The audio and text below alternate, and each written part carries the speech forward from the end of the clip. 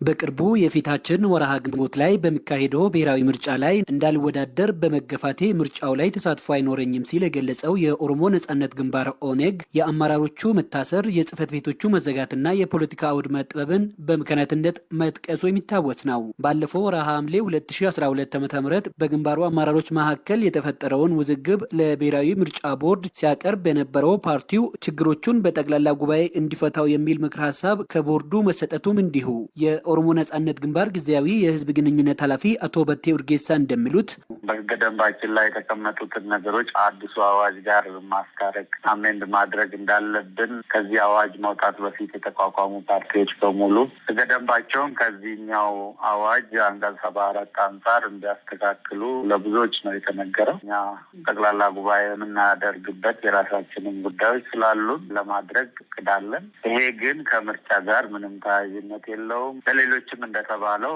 በምርጫ የመሳተፉ ሁኔታ ቢመቻች ኖሮ በድርጅቱ ላይ ያሉትን አፈናዎች ምርጫ ቦርድ ማስቀረት ቢችል እና መንግስትም እንደዛ አይነት ተግባር ውስጥ ባይገባ ኖሮ እንደ ማንኛውም ፓርቲ ከምርጫ በኋላ ባሉት 3 ወራት በቦርዱ በተላለፈው መሰረት ማድረግ ይቻል ነበር። በዚህ ምርጫ ተሳትፎ አድርገን አሁን ባለው ሁኔታ ከዓመት በፊት የተቋቋመ ጠቅላላ ጉባኤ አዘጋጅ ኮሚቴ አለ። ያ ኮሚቴ ስራውን ጀምረዋል። የጠቅላላ ጉባኤው አዘጋጅ ኮሚቴን የመስሪያ ቦታ ችግር አጋጥሞታል ያሉት አቶ በቴ ኡርጌሳ የድርጅቱ ዋና ቢሮን ጨምሮ ጽህፈት ቤቶቹ እንዲከፈቱ ለኢትዮጵያ ብሔራዊ ምርጫ ቦርድ ዳግም ጥያቄ አቅርቦ ምላሽ እየተጠባበቀ መሆኑን አንስተዋል። የታሰሩት አሉ።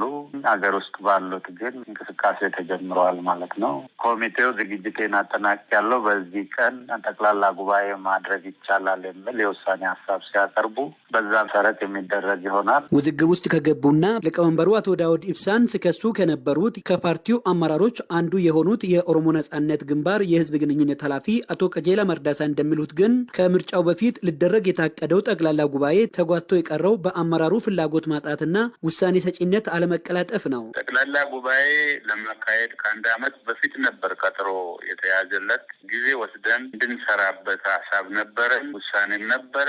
ግን ያንንም አመራሩ ሲጓተት ቆይቶ መሀል ላይ ችግሩ ተፈጥሮ ወደ ጉባኤው እንዳንሄድም እንቅፋቶች ተፈጥረዋል ማለት ነው። ከዛም በኋላ በጠቅላላ ጉባኤ ነው የሚፈታው ችግር ብሎ የኢትዮጵያ ብሔራዊ ምርጫ ቦርድ ሁለቴ አጥብቆ ያሳሰበውንም ላለመቀበል እያንገራገሩ የኢትዮጵያ ብሔራዊ ምርጫ ቦርድ ያስቀመጠው አቅጣጫ ድርጅቱ ችግር ውስጥ መግባቱን አባላቱ አውቀው በየደረጃው ያሉ የአመራር አባላት ጠቅላላ ጉባኤ አካሄደው የራሳቸውን አመራር እንዲመርጡ በሚል አቅጣጫ ይህንን ተቀብለን እየተንቀሳቀስን ነው ማለት ነው። ሊደረግ በታቀደውና እንቅስቃሴው የተጀመረለት ጠቅላላ ጉባኤ ዝግጅት ላይ ሁሉም የአመራር ቡድኖች በጋራ ስለመስራት አለመስራታቸው ጥያቄ ያቀረብንላቸው የኦኔግ ጊዜያዊ የህዝብ ግንኙነት ኃላፊ አቶ በቴ ኡርጌሳ እነዛ ኮሚቴዎች ስራቸውን ይሰራሉ፣ ለእነሱም አሳውቀዋል፣ ለእኛም አሳውቀዋል እና ከነሱም አይደሉም ከኛም አይደሉም። እነዚህ ኮሚቴ ኢንዲፔንደንት ናቸው።